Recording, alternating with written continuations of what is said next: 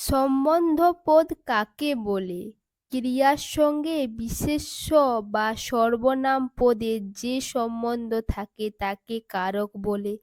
কিন্তু অনেক সময় দেখা যায় কোনো কোনো পদের সঙ্গে ক্রিয়ার কোনো সম্বন্ধ বা অব্যয় থাকে না, তার সঙ্গে সম্বন্ধ থাকে বাক্যের কোনো বিশেষ বা সর্বনাম পদের সঙ্গে।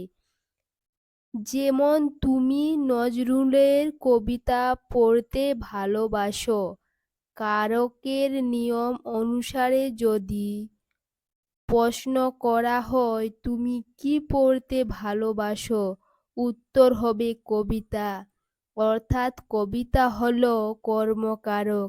এবার প্রশ্ন তার কবিতা, উত্তর হবে নজরুলের।